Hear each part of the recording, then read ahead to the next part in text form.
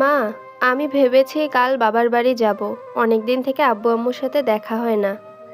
বাবা রে, গতকালকে বেতন পেয়ে কালকেই বাপের বাড়ি যাইতে চাইতেছো?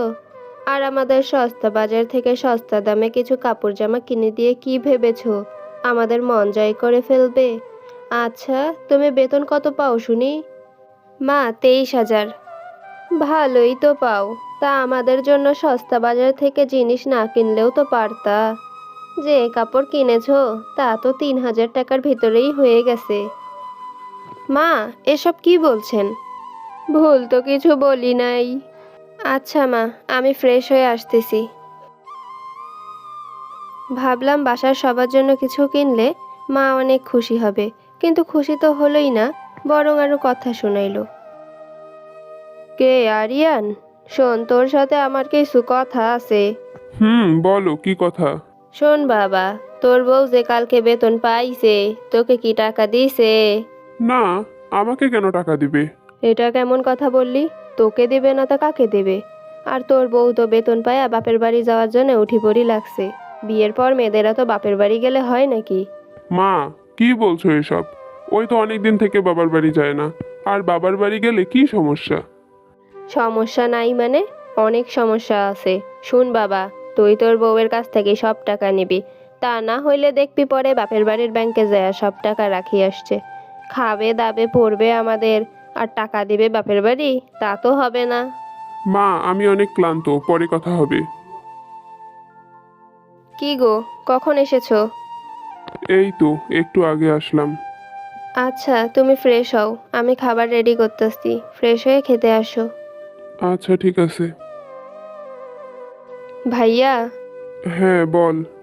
ভাইয়া, তুই কিন্তু মায়ের কথায় কিছু মনে করিস না। ভাবি খুব ভালো। ভাবি আমাদের সবার জন্য অনেক কিছু এনেছে। আমার খুব পছন্দ হয়েছে। তুই কিন্তু ভাবিকে ভুল বুঝিস না। আচ্ছা বাবা, আচ্ছা। তোকে এত পাকা কথা বলতে হবে না। পাগলি বোন আমার। আরিয়ান, বলো। তোর বউয়ের কাছ থেকে সব টাকা নিছিস কি? মা, আমি কেন ওর টাকা নিব? আমি তো নিজেই জব করি। এটা কেমন কথা বললি? তুই যদি টাকা না নিস তাহলে তো সব টাকা বাপের বাড়ি দিয়ে আসবে। এতগুলো টাকা বেতন পায়, আর আমাদের জন্য সস্তা বাজার থেকে কাপড় নিয়ে এসেছে। কত আর হবে? সব কাপড়ের দাম 3,000 টাকার বেশি হবে না। আর বাকি যে টাকা আছে সেগুলো তো সব বাপের বাড়ি দিয়ে আসবে। মা, তোমার বুঝতে ভুল হচ্ছে। রিমা আমার কলিগের বউয়ের সাথে গিয়ে তোমাদের জন্য কেনাকাটা করেছে। আর আমি ভাবির কাছ থেকে শুনেছি তোমাদের জন্য যে কাপড় কিনেছে তা কিনতে 12,000 টাকা লাগছে। মা, তোমাদের কোনো সস্তা বাজার থেকে রিমা কিছু কিনে দেয় নেই। হয়েছে হয়েছে, বউয়ের হয়ে আর সাফাই গাইতে হবে না। বউকে বলে দিবি এখন আর বাপের বাড়ি যাওয়া হবে না। আর বাকি যে টাকা আছে তা যেন তোকে দিয়ে দেয়। মা, আমি ওর কাছ থেকে কোনো টাকা নিতে পারবো না। তুমিও তো জব করতা। বেতনের টাকা বাবা জোর করে তোমার কাছ থেকে নিয়ে নিত। তুমি চুপ চুপ করে বাবার বাসায় তোমার বাবা মার জন্য টাকা পাঠাতা। মা, আমি চাই না আমার বউয়ের সাথে এমনটা হোক।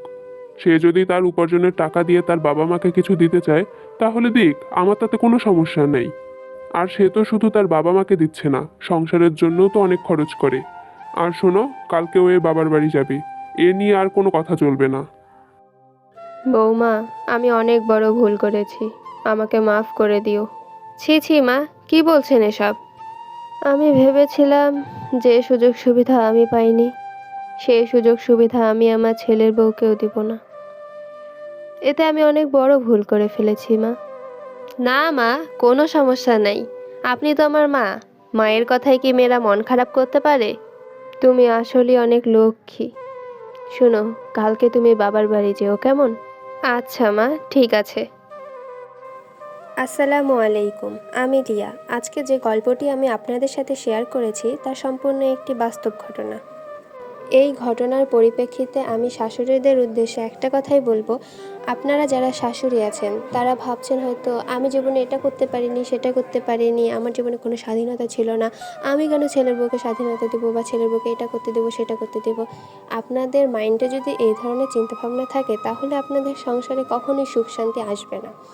আপনি যেটা পারেননি সেটা আপনার ছেলের বউ করতে চাইলে তাকে করতে দিন, তাহলে দেখবেন সংসার অনেক সুখের হবে।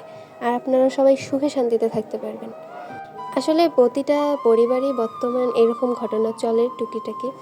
যাই হোক, আমার এতটুকুই বলার ছিল। আর আমার ভিডিওটি ভালো লেগে থাকলে অবশ্যই লাইক, কমেন্ট আর সাবস্ক্রাইব করতে ভুলবেন না। ধন্যবাদ।